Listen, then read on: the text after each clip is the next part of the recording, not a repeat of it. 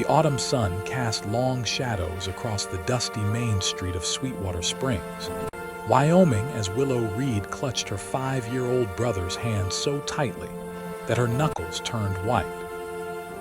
The auctioneer's voice boomed over the crowd, announcing the next lot for sale: a young woman of 20 and her baby brother, sold as a package deal. Willow's heart hammered against her ribs as she fought back tears, determined not to show weakness to the leering faces before her. $200 for the girl and the boy, the auctioneer shouted. Strong back, good teeth, can cook and clean. Boys young enough to train up right. Willow stared straight ahead, refusing to make eye contact with any of the potential buyers. Just 3 weeks ago, she and little Jamie had been living peacefully with their father on their small homestead. Then the fever took him, along with their modest savings spent on medicines that didn't work. When the bank foreclosed on their property, the debt collector had seen an opportunity in the orphan siblings. $250, do I hear $300? The auctioneer's voice grated against her ears. $300, a voice called from the back. $350. Another man shouted, his eyes roving over Willow's body in a way that made her skin crawl. $500, came a firm voice from the side of the gathering. The crowd parted as a tall man stepped forward. His face was partially shadowed by a wide-brimmed hat, but Willow could see a strong jawline dusted with stubble. His clothes were worn but clean denims, a simple cotton shirt and a leather vest. Not a wealthy man, but respectable. $500 going once, twice. Sold to Mr. Archer Kincaid. Willow released a breath she hadn't realized she was holding. At least it wasn't the man with the wandering eyes. Jamie pressed closer to her side, his small fingers digging into her skirt. "Come along," Mr. Kincaid said, approaching them. His voice was deep but not unkind.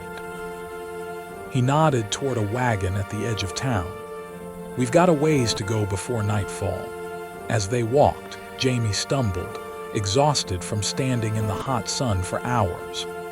Without hesitation, Mr. Kincaid scooped the boy up, settling him on his broad shoulders.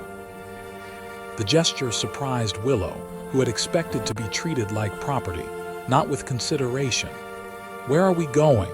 she ventured to ask as they reached the wagon. "My ranch, about 3 hours west of here." He helped Jamie into the wagon bed where a small pile of blankets had been arranged. "You two rest back here. Got water in that canteen if you're thirsty." Willow climbed in beside her brother, eyeing their new owner warily. "What will be expected of us?" Archer Kincaid paused, his hand on the side of the wagon. His eyes, a striking shade of green, met hers directly. "For now, just rest. We'll talk more when we get home." The wagon lurched forward, and Willow wrapped a protective arm around Jamie, who had already begun to drift off, his small body exhausted. Despite her determination to remain alert, the rhythmic swaying of the wagon and the warmth of the late afternoon sun soon had her eyelids drooping as well. She awoke with a start when the wagon came to a stop. The sun was setting, painting the sky in brilliant oranges and pinks. Before them stood a modest but well-maintained ranch house with a large barn and corral nearby. Several horses grazed in a fenced pasture, and smoke curled from the chimney. "We're here," Archer said, coming around to help them down. Jamie was still asleep, and the rancher lifted him gently. "I'll show you where you can put him down." Inside, the house was simple but comfortable: a main room with a stone fireplace, a kitchen area with a cast iron stove, and doors leading to what Willow assumed were bedrooms. The furniture was sturdy and practical, crafted by skilled hands. Archer led her to a small room with a single bed. "He can sleep here for now," he said, laying Jamie down carefully. Willow pulled off the child's worn boots and covered him with a quilt that lay folded at the foot of the bed. When she returned to the main room, Archer was stirring something in a pot over the stove. The smell of beef stew made her stomach growl loudly enough for him to hear. A hint of amusement crossed his face. "Sit," he said, nodding toward the table. "You must be hungry." Willow sat stiffly, her hands folded in her lap. "Mr. Kincaid Archer," he corrected, placing a bowl of stew and a chunk of bread before her. "Archer," she repeated hesitantly. "I need to understand what you expect from us, from me." He sat across from her with his own bowl. "Eat first. Then we'll talk." The stew was hearty and flavorful, the first proper meal she'd had in days. Despite her anxiety, Willow found herself emptying the bowl quickly. Archer silently refilled it without comment. When she had finished the second helping, he poured them both cups of coffee and leaned back in his chair. "I need help around the ranch," he began. "The previous housekeeper left to marry a man from Cheyenne. I've been managing, but poorly." He took a sip from his cup. "I saw them bringing you two to the auction block this morning. The way you stood proud, protective of your brother, I respected that." Willow waited, uncertain where this was leading. "I'm offering you a position, not ownership," he continued. "You'll keep house, cook meals, tend the kitchen garden. In exchange, you and your brother will have a roof over your heads, food, and a small wage." Willow's eyes widened. "A wage, but you bought us." "I bought your contract to prevent someone else from buying it," he said firmly. "You're not slaves. That's not how things work in my home. And my brother, he's too young for hard work. Let him be a child. When he's older, if he shows interest in ranch work, I'll teach him. If not, he'll get schooling." Willow studied him, searching for deception. "Why would you do this?" Archer's eyes softened slightly. "I know what it's like to be without family, without choices." He stood, taking his empty bowl to the washing basin. "There's a bedroom for you through that door. It has a lock. Use it if it makes you feel safer." He turned back to her, his expression solemn. "You've both been through enough. You're safe here. You're both my family now if you choose to be." The unexpected kindness in his words brought tears to Willow's eyes for the first time that day. She quickly blinked them away. "Thank you," she managed to say. That night, Willow lay awake in the unfamiliar bed, listening to the strange sounds of the ranch, the occasional nickering of horses, the distant howl of a coyote, the creak of the house settling. Despite Archer's assurances, she had locked the door. Trust would take time to build. The next morning, she woke to find Jamie already up and sitting at the kitchen table while Archer showed him how to whittle a small piece of wood. "Like this," the rancher was saying, guiding the boy's small hands with gentle patience. "Always cut away from yourself." Jamie's face was screwed up in concentration, his tongue poking out from the corner of his mouth. He looked more relaxed than she had seen him in weeks. "Good morning," Archer said, noticing her. "Coffee's hot." Over the next few days, Willow settled into a routine. She rose early to prepare breakfast, then spent the mornings cleaning and organizing the house, which had clearly been maintained by a bachelor for too long. The afternoons were devoted to laundry, gardening, and preparing the evening meal. Jamie followed Archer like a shadow, fascinated by everything the rancher did. A week into their stay, Willow was hanging laundry on the line when she heard Jamie's delighted laugh, a sound she hadn't heard since before their father fell ill. She peered around the sheet she was hanging to see Archer lifting the boy onto the back of a gentle old mare. "Hold the reins like this," Archer was instructing. "Not too tight, she needs to feel your hands, but you don't want to hurt her mouth." Jamie nodded seriously, his small face alight with joy. Archer walked beside the horse, one hand ready to catch the child if necessary, as they made a slow circuit of the corral.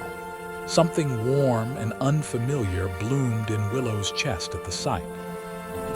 For the first time since arriving at the ranch, she allowed herself to hope that perhaps they had found not just shelter but a home. That evening, as Willow was finishing the dishes, Archer approached her with a small pouch. Your first week's wages, he said, placing it on the counter beside her. She dried her hands and opened the pouch, surprised by the amount inside. This is too much. It's fair payment for good work, he replied. There's something else we need to discuss.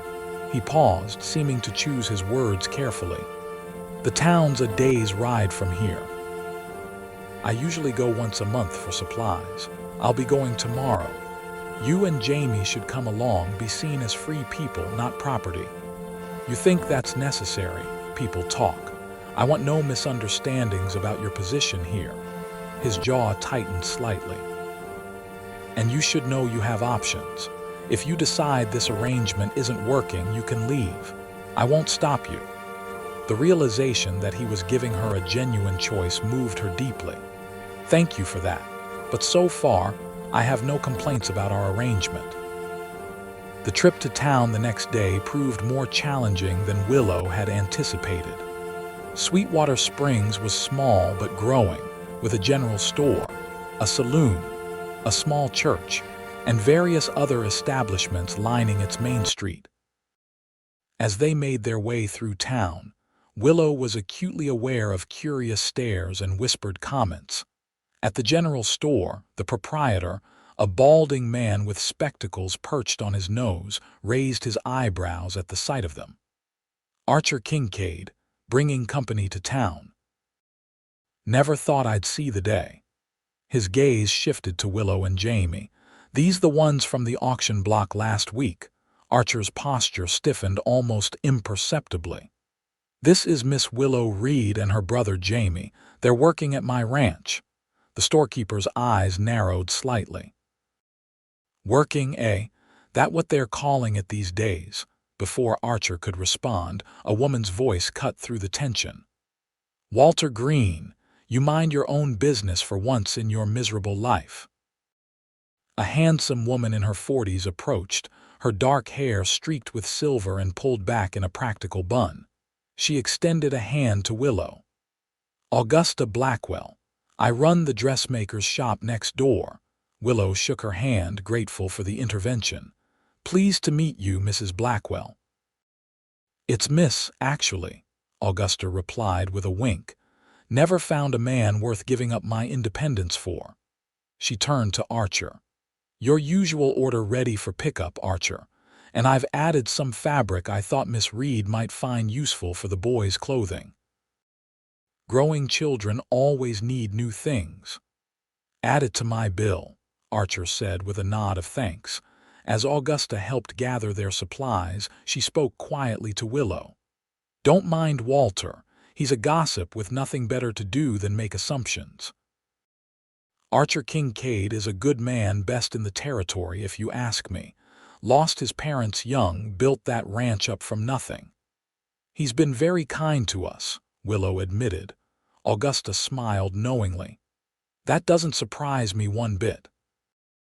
Now, you come see me if you need anything a woman can't easily ask for in mixed company, you hear. The remainder of their visit passed without incident, though Willow remained conscious of the speculative glances cast their way. On the ride home, Jamie chatted excitedly about the candy Archer had bought him, while Willow sat quietly, processing the day's events. People will talk for a while, Archer said eventually, seemingly reading her thoughts. Then they'll find something new to gossip about. I'm used to people talking, she replied. After our mother died, there were always whispers about my father raising 2 children alone. People fear what's different from their own experience. He glanced at her. Augusta likes you, that's good. She's respected in town. She seemed to think highly of you. A ghost of a smile touched his lips. She's known me since I was younger than Jamie, taught me to sew a straight seam when I was mending my own clothes after my parents died. How old were you? Willow asked, curious about his past. 12 when my father died. Mother had passed 2 years earlier. His hands tightened on the reins. Had to grow up fast. I understand that, she said softly. Their eyes met briefly, a moment of silent understanding passing between them. As summer gave way to autumn, Life at the ranch fell into a comfortable rhythm. Willow's cooking improved with practice, and she took pride in keeping the house clean and organized. Jamie grew stronger and more confident, spending his days helping with small chores and learning to ride. And Archer, though still reserved, gradually revealed more of himself through small gestures and quiet conversations. One evening, as the first chill of autumn crept into the air, Willow sat on the porch, mending one of Jamie's shirts. Archer joined her, his own day's work complete, and they sat in companionable silence as the sun dipped below the horizon. "He's sleeping well now," Willow observed, nodding toward the house where Jamie had been put to bed an hour earlier. "No more nightmares." "That's good," Archer replied. "He's a resilient boy.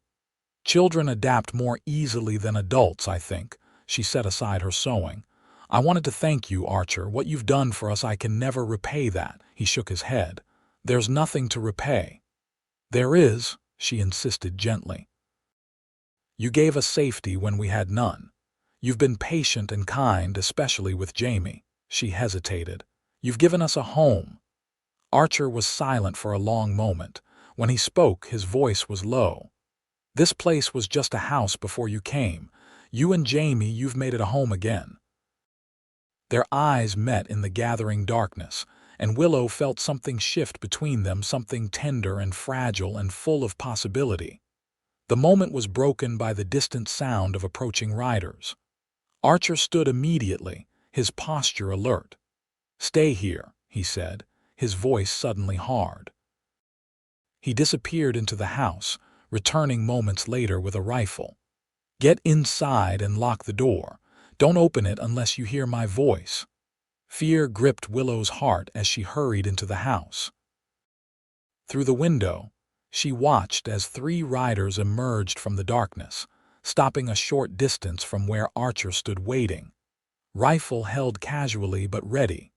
She couldn't hear the conversation, but the tension in Archer's shoulders told her all she needed to know. After what seemed like an eternity, the riders turned and left, though not before one of them spat on the ground in apparent disgust. When Archer returned to the house, his face was grim. "What was that about?" Willow asked, her heart still racing.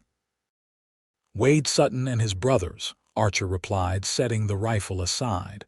"They've had their eye on this land for years, thought they might be able to intimidate me into selling." "Is that all?" she pressed, sensing there was more. Archer's jaw tightened. "They heard about you and Jamie. Made some suggestions I didn't appreciate." Willow's stomach twisted.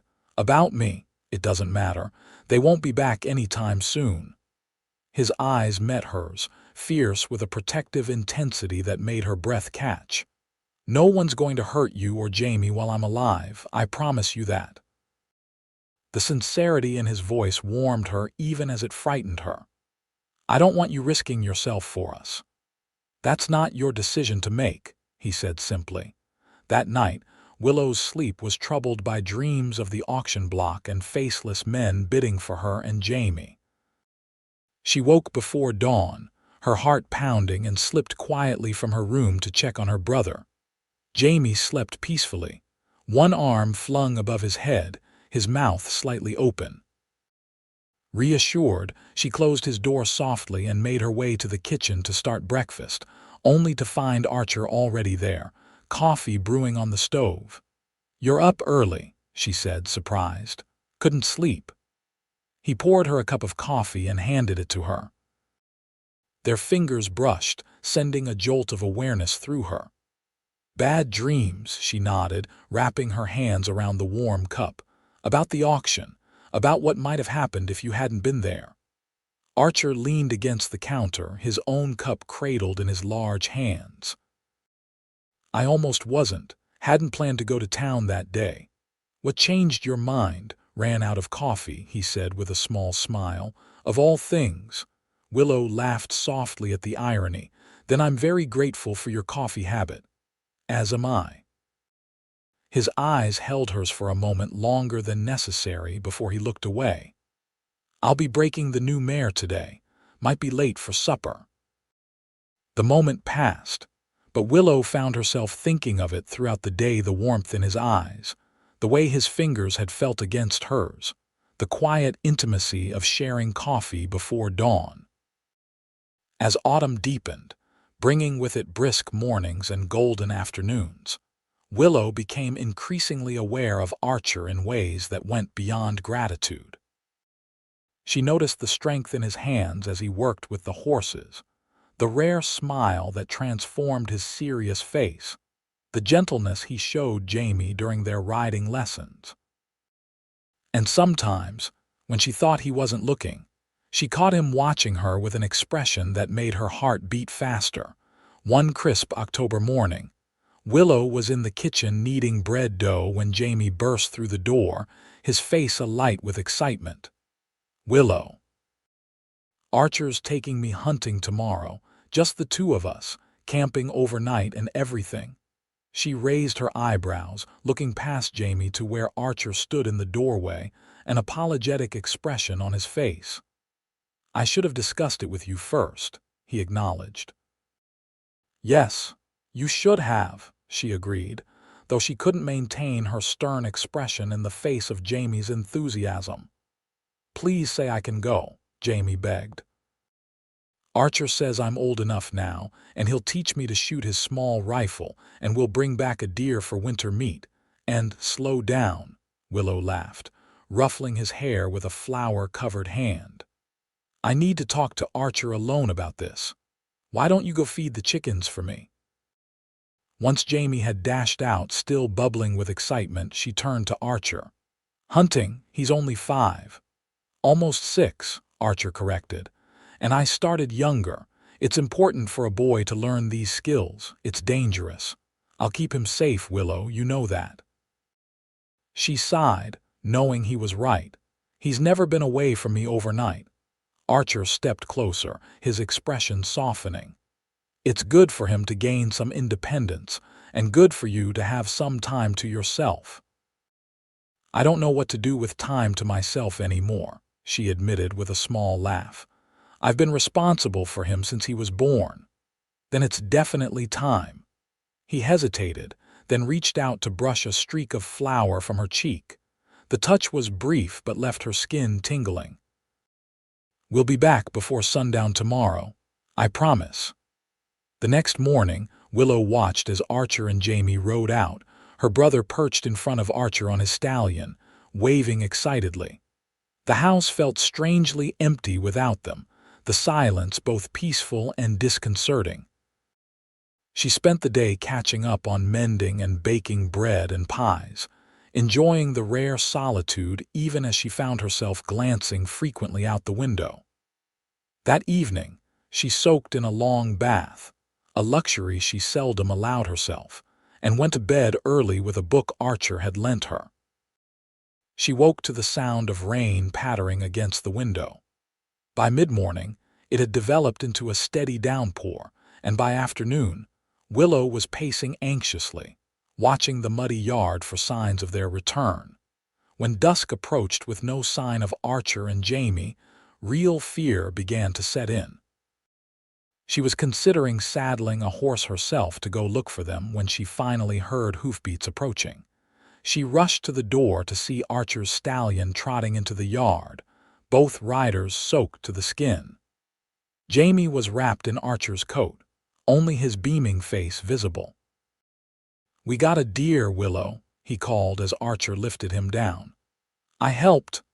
Inside, both of you, before you catch your death," she ordered, relief making her voice sharper than intended. Once Jamie had been dried off, fed hot stew, and put to bed still chattering excitedly about their adventure, Willow returned to the main room where Archer sat by the fire, his hair still damp from changing into dry clothes.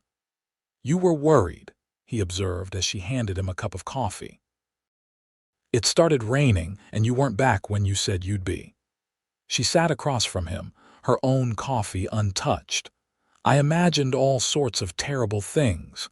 We waited out the worst of the rain under some pine trees. I wouldn't have risked bringing him home through a downpour if we'd had any choice." He looked at her over the rim of his cup.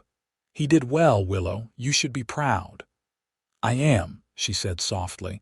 "Of both of you, I've never seen him so happy." She hesitated, then added, "Thank you for being so good to him. He never really knew our father. He was too young when he got sick, and now he looks at you like—" "Like what?" Archer asked when she trailed off. "Like you hang the moon and stars," she finished with a small smile.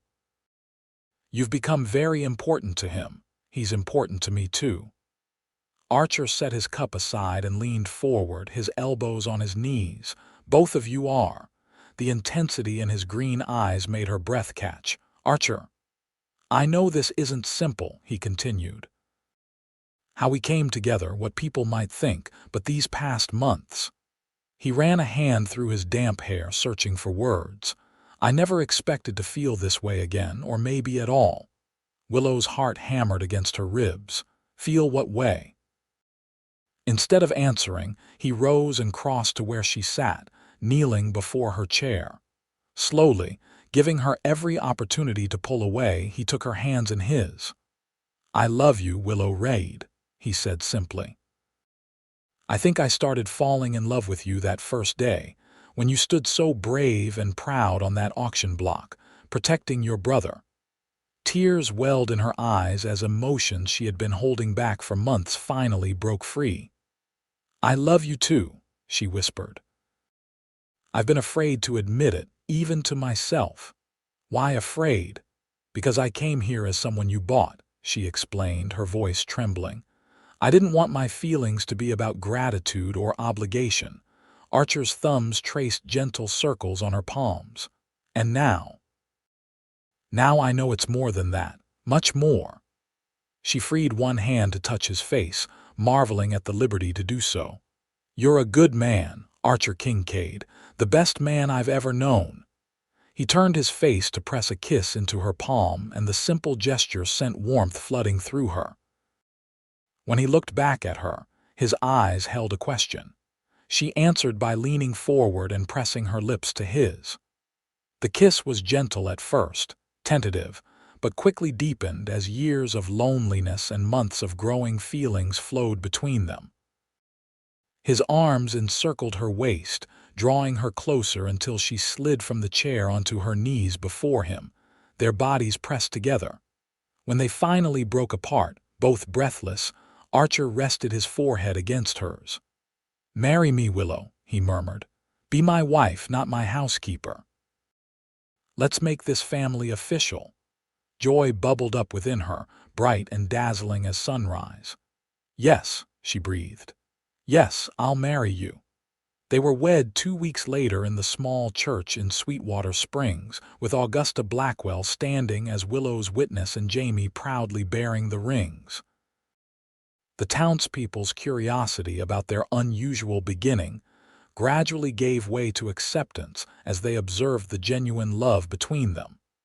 The following spring brought new life to the ranch, calves in the pasture, chicks in the henhouse, and seeds sprouting in Willow's expanded garden.